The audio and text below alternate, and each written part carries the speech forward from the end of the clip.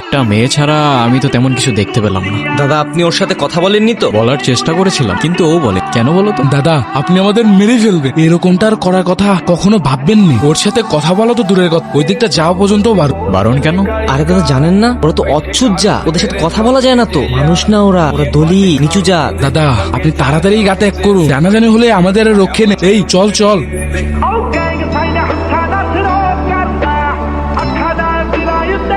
মনে আছে আমাকে, তোমার নুপুর?